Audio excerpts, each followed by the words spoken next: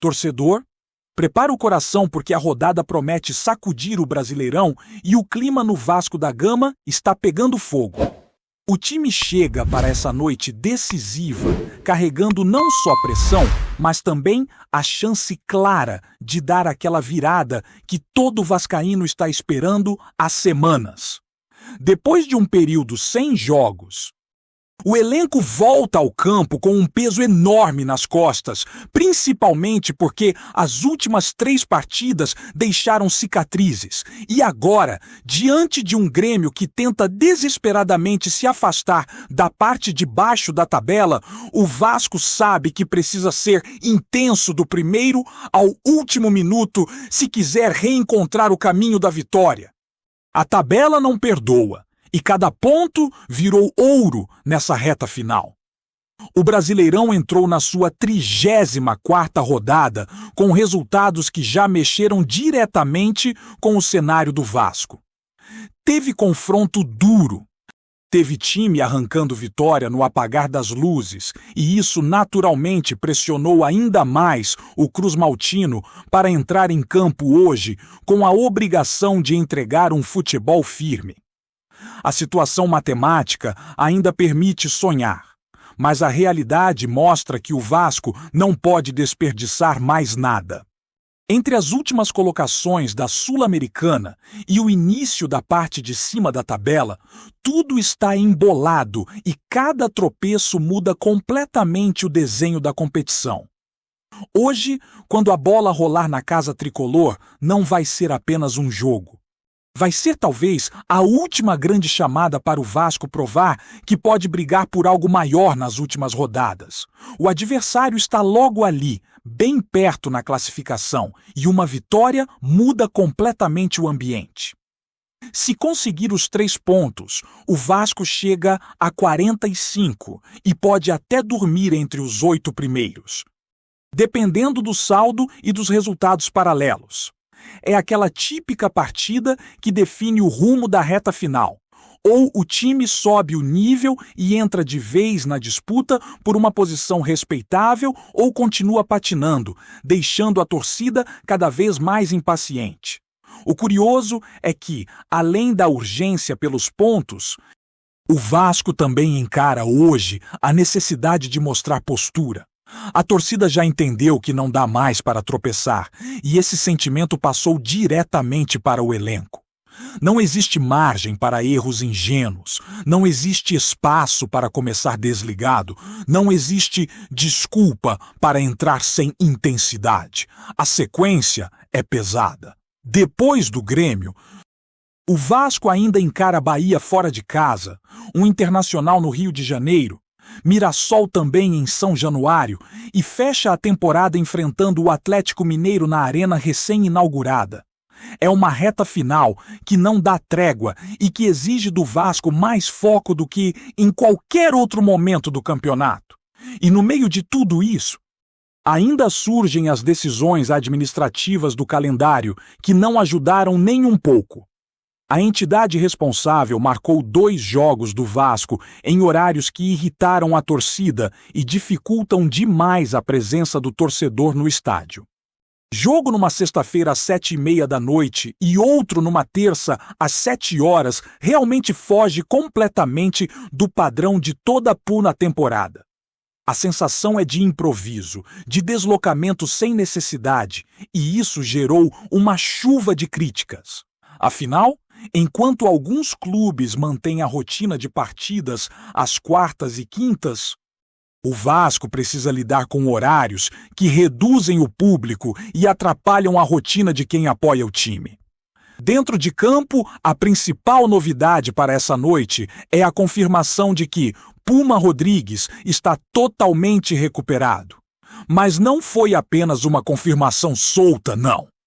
O próprio jogador, na chegada do elenco ao Sul, conversou de forma rápida com torcedores e garantiu que está 100% fisicamente.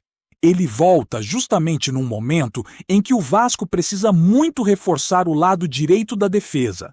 já que Paulo Henrique está suspenso por causa da expulsão no último jogo, e além disso, ainda se recupera do problema físico que o tirou até da seleção.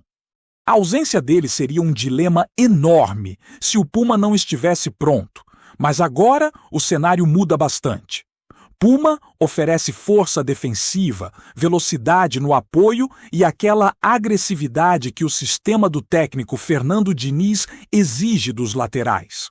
Esse retorno pesa bastante porque, ao que tudo indica, Fernando Diniz deve apostar em uma escalação com mais imposição física e intensidade, já que o adversário é conhecido por transformar jogos no Sul em batalhas.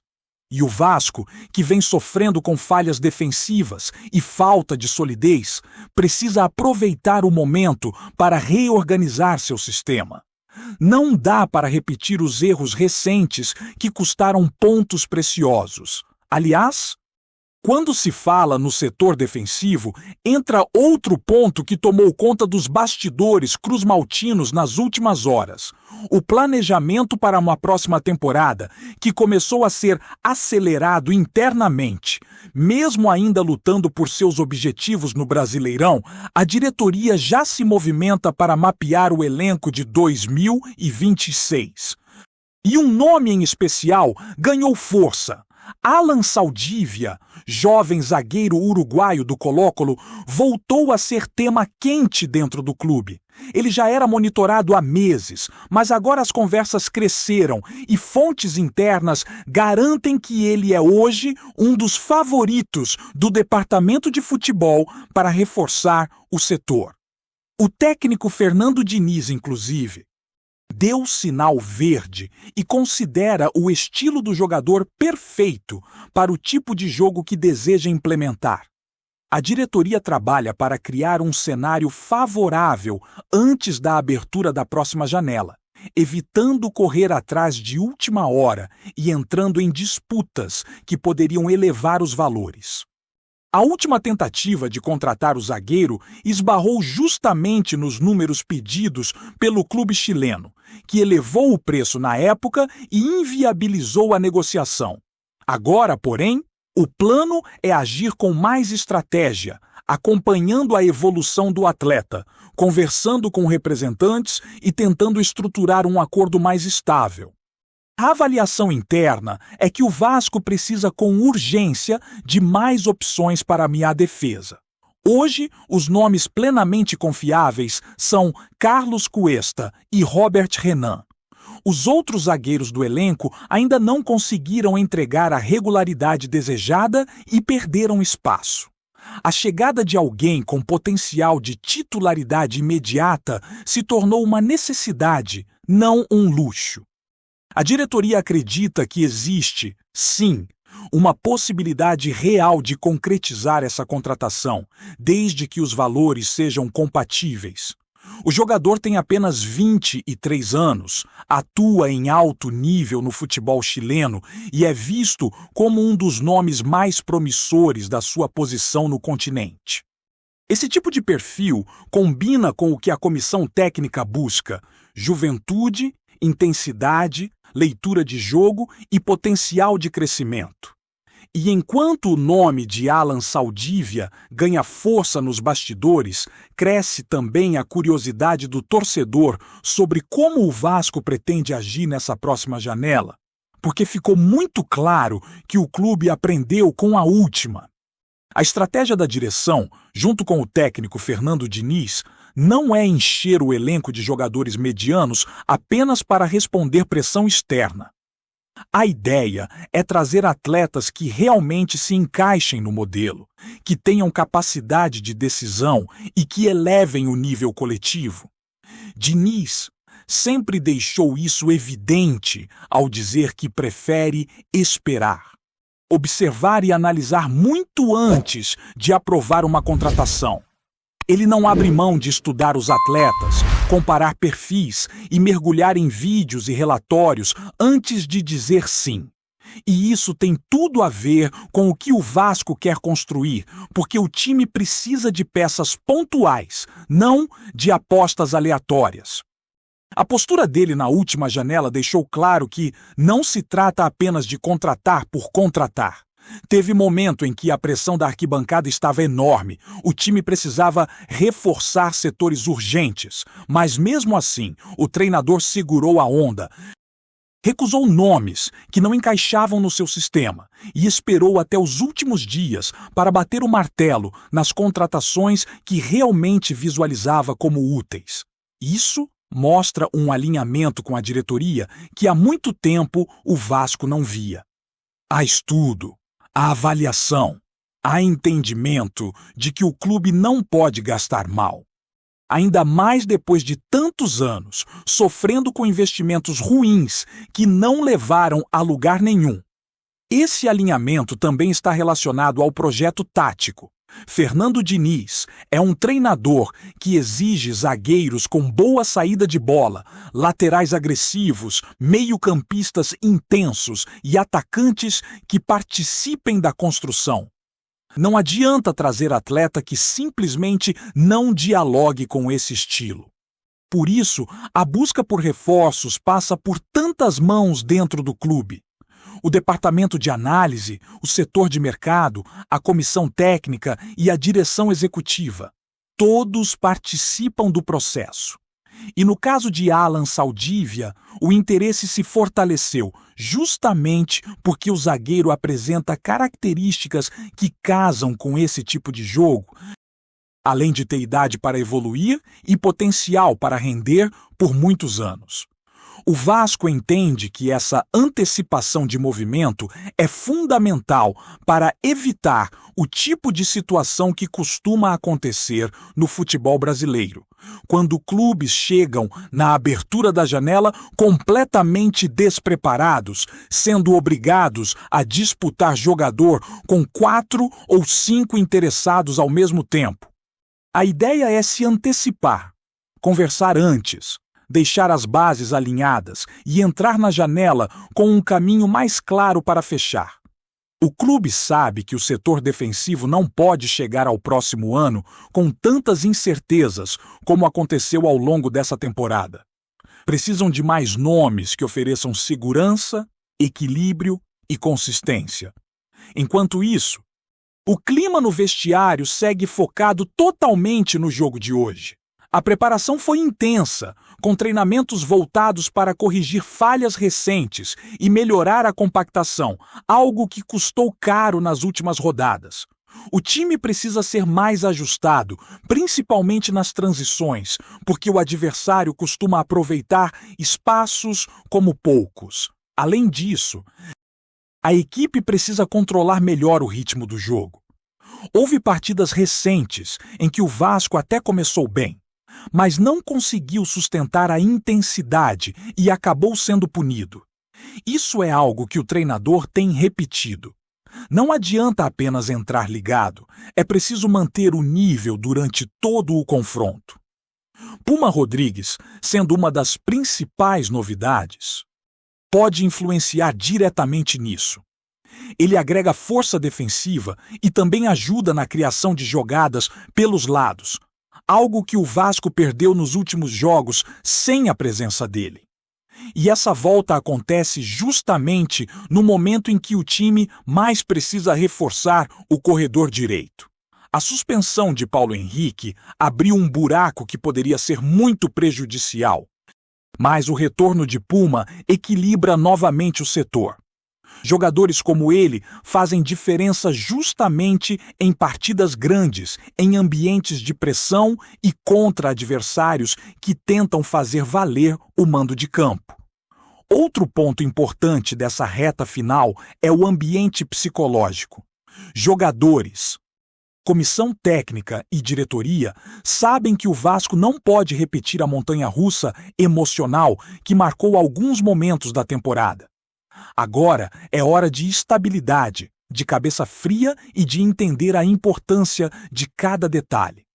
São poucos jogos até o fim, mas cada um deles pode mudar completamente o rumo do clube, seja para uma colocação mais respeitável na tabela ou até mesmo para a definição do tipo de planejamento que virá em seguida. A postura dentro de campo pode influenciar até nas conversas com futuros reforços, porque jogador nenhum quer entrar em um ambiente instável, sem direção ou sem perspectiva. E falando nisso, a diretoria tem reforçado internamente que o projeto não é apenas fechar o ano, mas construir uma base sólida. As conversas com empresários e representantes de possíveis reforços mostram que o Vasco quer montar um elenco com capacidade de competir em todas as frentes possíveis no ano que vem. Não apenas sobreviver ao campeonato, mas entrar nele mirando objetivos mais ambiciosos. Para isso, claro, precisa de estrutura, de reposição e de peças que entreguem regularidade. Por isso, a busca por zagueiros ganhou prioridade máxima. Não basta ter apenas 2 opções confiáveis. O calendário do futebol brasileiro é desgastante, cheio de viagens e jogos em sequência. Se o Vasco quer competir com força, precisa de um elenco com profundidade. Por mais que Cuesta e Renan sejam hoje os nomes mais sólidos, não é possível disputar uma temporada inteira com tão pouca segurança defensiva. A chegada de alguém como Saldívia não resolveria tudo sozinho, mas seria um passo enorme na direção certa. Essa visão, aliás, foi reforçada pelo próprio Fernando Diniz recentemente, quando comentou sobre como enxerga o processo de contratações. Ele explicou que prefere recusar nomes medianos do que aceitar jogadores que não agregam. Disse que não gosta de contratações feitas na pressa e que acredita firmemente na ideia de que é melhor investir em poucos nomes, mas nomes certeiros. Para ele, gastar energia e dinheiro trazendo atleta que não vai encaixar só para responder pressão é um erro que não pode ser cometido. Essa filosofia impacta diretamente no planejamento atual. Enquanto tudo isso acontece nos bastidores, o torcedor vive aquela mistura de ansiedade e esperança. Hoje, o foco total é no jogo. Mas, ao mesmo tempo, ninguém deixa de olhar para o futuro. O clube sabe que precisa construir a próxima temporada desde já.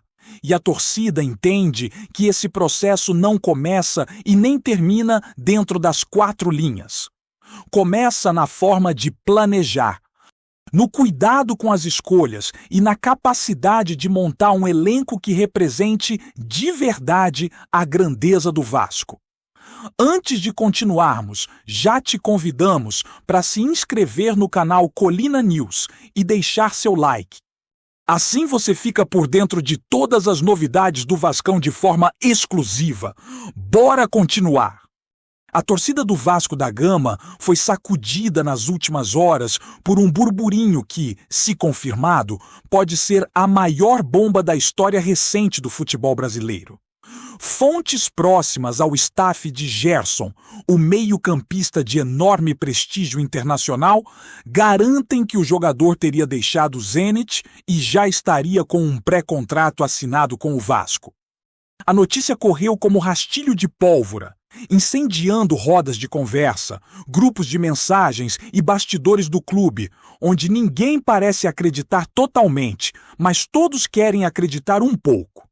Segundo se comenta nos corredores de São Januário, a negociação teria sido conduzida em absoluto sigilo. A diretoria, ciente da necessidade de um nome de impacto para comandar o meio-campo, teria trabalhado pacientemente para convencer o atleta de que o projeto Cruz Maltino vive um momento de virada. Gerson, conhecido por sua personalidade forte e por sempre privilegiar desafios esportivos, teria enxergado no Vasco uma chance de se tornar protagonista em um ambiente apaixonado e em busca de retomada. O rumor ganhou ainda mais força após relatos de que representantes do jogador teriam sido vistos mais de uma vez no Rio. Embora ninguém confirme oficialmente, a movimentação reforça a tese de que algo grande está sendo alinhavado. Nos bastidores, Fala-se que o acordo prevê um plano audacioso para recolocar o clube em destaque e transformar Gerson na referência técnica do elenco. A torcida, naturalmente, está em polvorosa. Alguns tratam a história como devaneio. Outros já imaginam o meia distribuindo bolas precisas e comandando o ritmo da equipe, entre a dúvida e o sonho. A verdade é que o nome de Gerson domina o ambiente vascaíno como há muito não se via. Se o pré-contrato realmente existe, permanece guardado a 7 chaves. Se é apenas fumaça, o fato é que dificilmente um rumor mexeu tanto com os ânimos do torcedor. Enquanto nenhuma confirmação oficial aparece, resta ao universo Cruz Maltino seguir alimentando a expectativa. E, como costuma acontecer no futebol, às vezes os maiores estrondos começam exatamente assim, com um sussurro que se transforma em barulho ensurdecedor. Trazemos notícias atualizadas do Vasco todos os dias. Inscreva-se no nosso canal e dê um like para continuar recebendo notícias exclusivas. Compartilhe também a sua opinião sobre essa notícia nos comentários. Isso é muito importante para o Vasco da Gama. Até o próximo vídeo.